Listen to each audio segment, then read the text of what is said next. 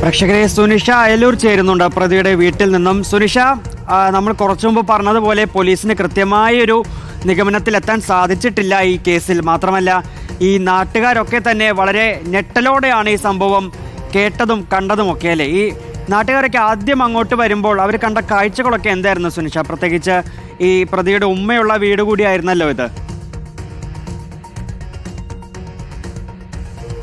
വെങ്കി ഈ പറഞ്ഞതുപോലെ തന്നെയാണ്, നാട്ടുകാർക്ക് ആർക്കും തന്നെ ഒരു രീതിയിലും സംശയം തോന്നിയില്ല, അല്ലെങ്കിൽ അത്തരത്തിലുള്ള ഒരു അസ്വാഭാവികതയും തോന്നിയിരുന്നില്ല ആ സമയത്ത് എന്നുള്ളതാണ്. കാരണം ഒരുപക്ഷെ കാണാൻ കഴിയും, ഇതാണ് ഈ പറയുന്ന അഫാന്റെ വീട്. അതായത് ഈ കാണുന്നതാണ് അഫാന്റെ വീട്. തൊട്ടടുത്തായി തന്നെ ഒരു മതിൽ വ്യത്യാസത്തിൽ തന്നെ അടുത്ത് മറ്റൊരു വീടുണ്ട്, തൊട്ടടുത്തായി വേറൊരു വീട് കൂടിയുണ്ട്. അതായത് ഈ അഫാന്റെ വീടിന് ഇരുവശത്തുമായി തൊട്ടടുത്ത് തന്നെ 2 വീടുകളുണ്ട് എന്നുള്ളതാണ്. പക്ഷേ ഈ വീട്ടിലുള്ളവരോ അതിന് മുന്നിൽ തന്നെ മറ്റൊരു വീടുമുണ്ട്. പക്ഷേ ഈ വീട്ടിലുള്ളവരാരും തന്നെ ഇങ്ങനെ ഒരു അല്ലെങ്കിൽ ഒരു സാധാരണ രീതിയിൽ ഇപ്പോൾ ഹാമർ വെച്ച് അടിക്കുമ്പോഴുണ്ടാകുന്ന ഏതെങ്കിലും തരത്തിലുള്ള ബഹളമോ അലർച്ചയോ ഒന്നും തന്നെ കേട്ടില്ല എന്നുള്ളതാണ് ഈ അയൽക്കാർ പറയുന്നത്. കാരണം ഇത്തരമൊരു സംശയമൊന്നും തന്നെ ഉണ്ടാവുകയും ചെയ്യുന്നില്ല. പക്ഷേ ഈ പറയുന്നത് പോലെ പോലീസിൽ ഇയാൾ പറഞ്ഞ് താൻ ഇങ്ങനെ കൊലപ്പെടുത്തിയിട്ടുണ്ട് എന്ന് പറഞ്ഞതിന് ശേഷമാണ് ആ പോലീസ് ഈ വീട്ടിലേക്ക് വരുന്നത്. അതിന് പിന്നാലെയാണ് ഈ തൊട്ടടുത്ത നാട്ടുകാരൊക്കെ തന്നെയും ഈ വീട്ടിൻ്റെ പരിസരത്തേക്ക് വരുന്നത് എന്നതാണ്.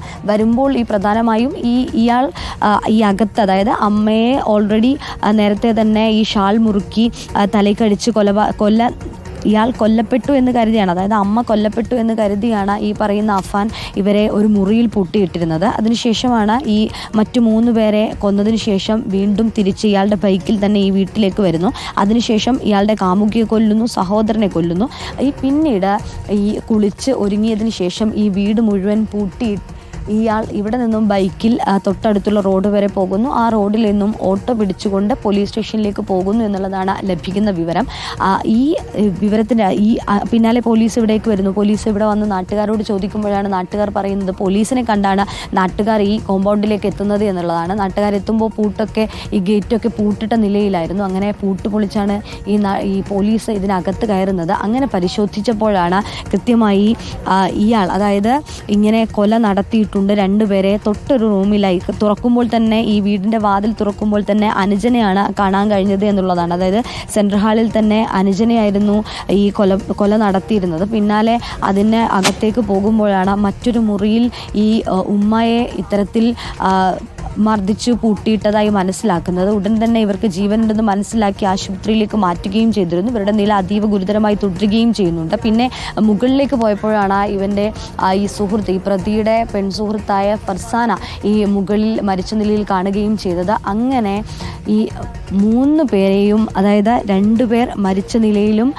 മറ്റൊരാൾ അതീവ ഗുരുതരാവസ്ഥയിലുമാണ് ഈ വീട്ടിൽ നിന്നും കണ്ടത് എന്നതാണ്. അപ്പോഴാണ് നാട്ടുകാർക്ക് പോലും ഇയാൾ ഇങ്ങനെ ഒരു ക്രൂരകൃത്യത്തിൻ്റെ ഭാഗമാകുമോ എന്നതടക്കമുള്ള സംശയവും വരുന്നത്. കാരണം നമ്മൾ നാട്ടുകാരോട് സംസാരിക്കുമ്പോഴൊക്കെയും അവർ പറയുന്നത് ഇങ്ങനെ ഒരു കാര്യം ചെയ്യുമെന്നുള്ളൊരു തോന്നൽ പോലും, അതായത് അത്തരത്തിലുള്ള ഒരു കുട്ടി ആയിരുന്നില്ല ഇയാൾ. ഇങ്ങനെ ഒരു നാട്ടുകാരുമായി തന്നെ ഏറെ വലിയ ബന്ധമില്ലാത്ത ഒരാളാണ് അഫാൻ എന്നുള്ളതാണ്. വലിയ രീതിയിൽ സുഹൃത്തുക്കളോ മറ്റോ ഒന്നും തന്നെ ഇവിടെ ഇല്ല എന്നാണ് ഈ നാട്ടുകാർ തന്നെ പറയുന്നത്. അതുകൊണ്ട് ഇത്തരത്തിലൊരു കാര്യം ഇയാൾ ചെയ്യുമോ എന്നടക്കമുള്ള അത്ഭുതമായിരുന്നു നാട്ടുകാരെ സംബന്ധിച്ചിടത്തോളം ഉണ്ടായിരുന്നത്. അതിലേറെ വലിയ രീതിയിലുള്ള പേടിയിലാണ് നാട്ടുകാരുള്ളത്. വലിയ അത്ഭുതപ്പെടുത്തിയ ഒരു കൊലപാതകം എന്ന് തന്നെ പറയാം. കാരണം ഇവർ നോക്കുമ്പോൾ 2 മരണം ഈ വീട്ടിലേക്കുണ്ടാകുന്നു. ഈ പറയുന്ന പെൺസുഹൃത്തിനെ ഈ വീട്ടിലേക്ക് വിളിച്ചു വരുത്തിയാണ് കൊലപാതകം നടത്തിയിരിക്കുന്നത്.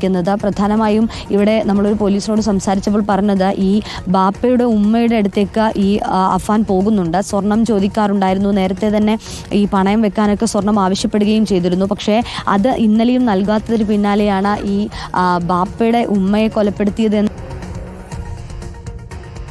ബാപ്പയുടെ സഹോദരനും സഹോദരിയും, ഈ സഹോദരൻ ഈ ഉമ്മയെ, അതായത് അഫാൻ്റെ ഉമ്മയെ വിളിച്ചും കിട്ടുന്നില്ല. ഈ ബാപ്പയുടെ ഉമ്മയെയും വിളിച്ച് കിട്ടാതെ വന്നതോടുകൂടി എന്താണ് ഫോൺ വിളിച്ച് കിട്ടാത്തതെന്ന് ആവശ്യപ്പെട്ടുകൊണ്ട് വിളിച്ചിരുന്നു എന്നുള്ളതാണ് മനസ്സിലാക്കുന്നത്. പക്ഷേ അങ്ങനെയെങ്കിൽ താൻ ചെയ്ത കൊലപാതകത്തിൻ്റെ വിവരം ഇവർ കൂടി അറിയുമെന്ന് കരുതിയാണോ ഇനി ബാപ്പയുടെ സഹോദരനെയും സഹോദരൻ്റെ ഭാര്യയും കൊലപ്പെടുത്തിയത് എന്നതടക്കമുള്ള സംശയവും പോലീസിനെ സംബന്ധിച്ചിടത്തോളം കൂടുതൽ വിവരങ്ങൾ പുറത്തു വരേണ്ടതുണ്ട്. ഈ സംഭവത്തിൽ നമുക്ക് അതിലേക്കെല്ലാം എത്താം.